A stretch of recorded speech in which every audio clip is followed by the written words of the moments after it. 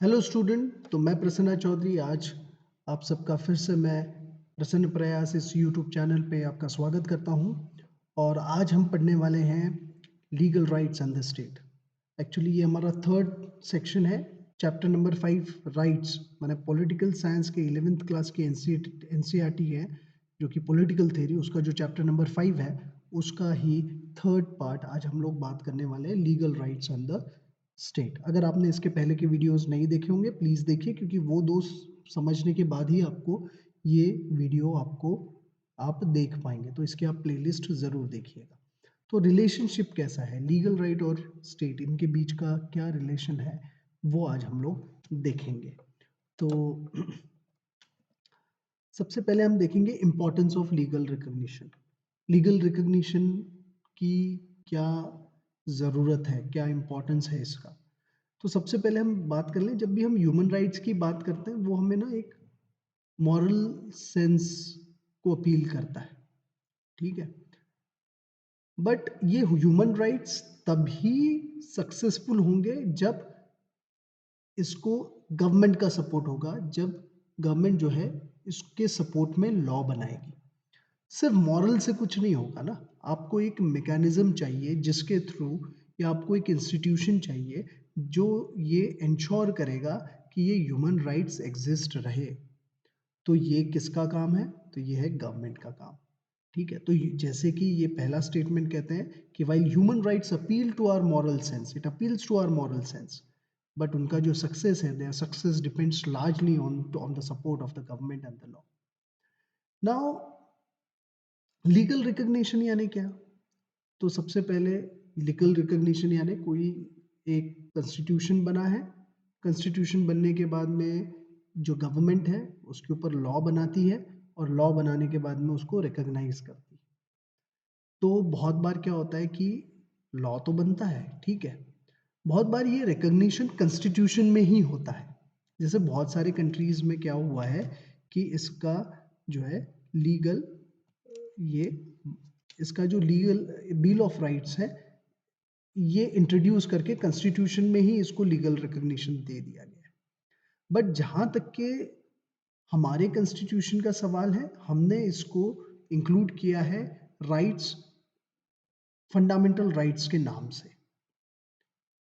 Fundamental rights क्या है? They are the basic human rights that are required to exist, which provides us equal opportunity, ताकि हम एक respectful dignified life जी सके।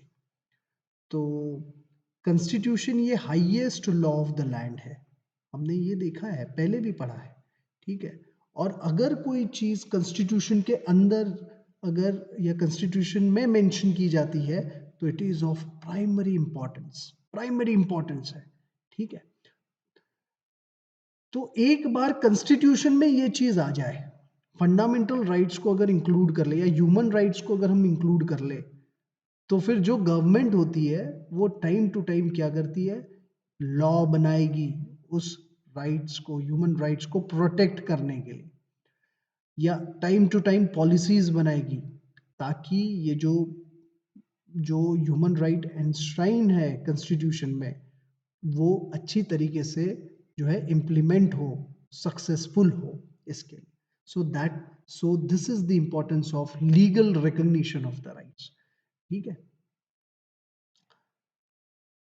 Rights in the Constitution are considered to be basic importance and may be supplemented by claims that gain importance due to the specific history and custom of the country.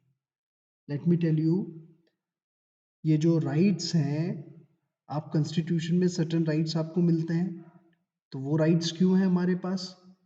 क्योंकि कुछ ना कुछ specific history रही है उस constitution की, sorry उस nation की। जैसे कि right against untouchability, right against untouchability ये हमारे यहाँ पे राइट करके इंट्रोड्यूस किया गया है हमारे कॉन्स्टिट्यूशन में। क्यों? क्योंकि हमारे देश में कुछ ऐसी स्पेसिफिक हिस्ट्री या कस्टम या ट्रेडिशन रहा है जो कहीं ना कहीं ऐसा हुआ है कि किसी और का राइट छीन रहा है या इक्वल अपॉर्चुनिटी नहीं दे रहा है, किसी को रिस्पेक्टफुल लाइफ जीने से रोक रहा है। तो वैसे टाइप का राइट हमें आपको दिखेगा। तो वैसे ही आप अगर अमेरिका में चले जाएंगे तो अमेरिकन कॉन्स्टिट्यूशन में राइट अगेंस्ट अनटचेबिलिटी ऐसा राइट है ही नहीं, वहां पे रेसिज्म था। तो वहां रेसिज्म था तो रेसिज्म को रोकने वाले जो है राइट्स वहां पे है। तो इस तरीके से हमें दिखाई दिखाई देगा कि ये जो हमारे राइट्स हैं, लेट मी जस्ट चेक, ये जो हमारे राइट्स है वो स्पेसिफिक कस्टम से भी आते हैं और कंट्री से भी आते हैं, सॉरी स्पेसिफिक हिस्ट्री से आते हैं और स्पेसिफिक कस्टम्स, कंट्री का जो कस्टम है उससे भी ये आते हुए आपको दिखाई देंगे। ठीक है, अभी क्या है कि there are certain theorists who try to define certain rights as claims that are recognized by the state. Now let us look into this. जैसे कि मैंने कहा कि राइट्स, या हमने देखा कि राइट्स ये तभी सक्सेसफुल होगा जब इसको लीगल एंडोर्समेंट होगा, तभी उसको एक स्पेशल स्टेटस मिलता है। बट ये लीगल रिकग्निशन पहले आता है क्या? नो, ये लीगल रिकग्निशन पहले नहीं आता है। सबसे पहले क्लेम आता है, माने लोग पहले क्लेम करते हैं।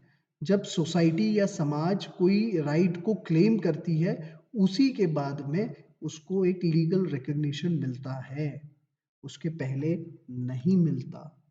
ठीक है, तो यहाँ पे दिया हुआ however the legal recognition is not the basis on which the rights are initially claimed. Rights have been steadily expanded and reinterpreted to include previously excluded groups and to reflect our understanding of what it means to live a life of dignity and respectful. और बड़ी मज़ेदार की बात है, ये जो rights हैं ये एवर एक्सपांडिंग है, ये रीइंटरप्रेट होते जा रहे हैं। और बहुत बार क्या होता है जब ये रीइंटरप्रिटेशन हो रहा है और ये जैसे जैसे एक्सपांड हो रहा है तो बहुत सारे जो एक्सक्लूडेड ग्रुप है जिनको राइट नहीं मिला उनको भी इंक्लूड किया जा रहा है, जैसे कि ताकि वो लाइफ डिग्निफाइड लाइफ जी सके, ताकि वो रिस्पेक्टफुल लाइफ जी सके। जैसे कि राइट अगेंस्ट अनटचेबिलिटी जो हमने देखा। ठीक है, right to education, right to education बहुत ही इम्पॉर्टेंट राइट है। ये पहले राइट टू एजुकेशन हमारे कॉन्स्टिट्यूशन में नहीं था, बट बाद में इसको रिकग्नाइज्ड किया गया, it was introduced in the Indian constitution. क्योंकि कहीं ना कहीं ये लगा कि भैया there are certain set of people who are excluded, they need to be included, and that could do, and by giving right to education the state will ensure that their citizens live a dignified and respectful life, right? Now rights as demand on the state, ठीक है, इसके बारे में हम देखेंगे। Rights as demand on the state, what does it mean? Rights ऐसी चीज है जो हम डिमांड कर सकते हैं स्टेट से। People use these rights to make demand on the state. मैंने अगर मेरे पास कोई राइट है तो मैं जाके बोल सकता हूँ स्टेट को कि भैया ये मेरा हक है और ये मुझे आप दिलाइए। जैसे राइट टू एजुकेशन की बात हुई, अगर मुझे एजुकेशन नहीं मिलेगा तो मैं जाऊँगा, मैं बोलूँगा स्टेट को, कलेक्टर को जाके बोलूँगा मेरे को एजुकेशन चाहिए, मुझे एजुकेशन चाहिए, मुझे आप दीजिए free and compulsory education till the age of 14। ये ऐसा राइट मिला है, फ्री एंड कंपलसरी एजुकेशन।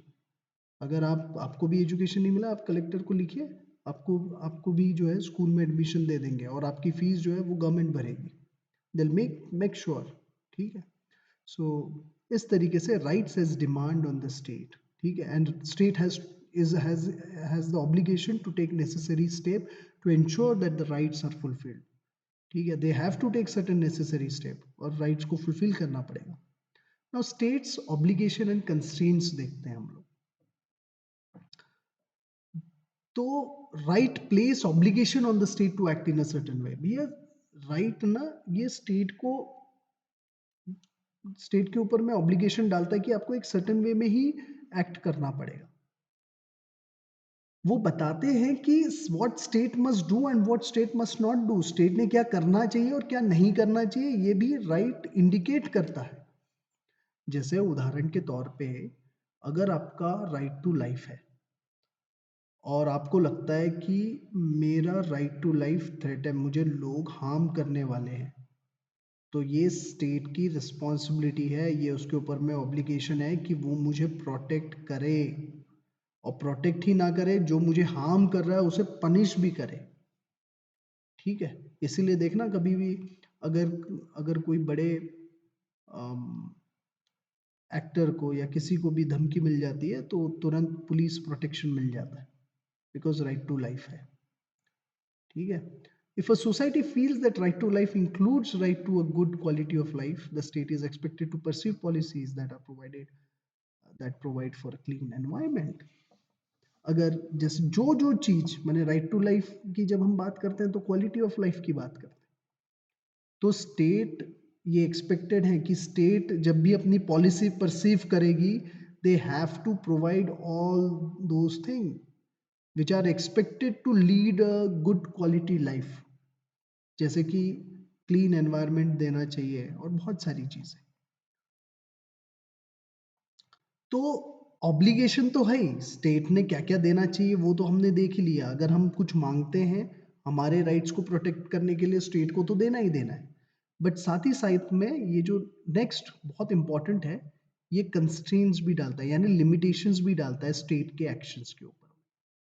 तो किस प्रकार के कंस्ट्रेंट्स यानी लिमिटेशन, जैसे कि एग्जाम्पल के तौर पे अगर स्टेट जो है हमें ऐसे ही अरेस्ट नहीं कर सकता, कल को आ गई पुलिस, पुलिस ने बोल दिया भैया हम तुमको अरेस्ट कर रहे हैं या तो उठा के लेके चले, ऐसे नहीं होता। We have right to liberty, they cannot arrest us just because they want to do that. If they want to arrest us, first the police has to take permission from the judiciary, they have to take the arrest warrant, और arrest warrant लेने के लिए first police has to give a appropriate reason to the judiciary, and then they can arrest a particular person. So there is a limitation on the state action as well. कोई भी कैसे भी कटेल कर लेगा राइट्स को, ऐसे नहीं होता है। Rights ensure that the state authority is exercised without violating the sanctity of individual life and liberty। भैया इंडिविजुअल लाइफ लिबर्टी इसकी स्कैंटिटी वायलेट किए बिना स्टेट अथॉरिटी को अपना काम करना है, ये राइट्स इंश्योर करता है। ठीक है, this is what they are doing. The state exist for the sake of the individual, not for its own sake. जो स्टेट अगर एग्जिस्ट कर रहा है तो ये इंडिविजुअल के लिए एग्जिस्ट कर रहा है, अपने अपने अपने प्रॉफिट के लिए एग्जिस्ट नहीं कर रहा है, तो लोगों के लिए एग्जिस्ट कर रहा है।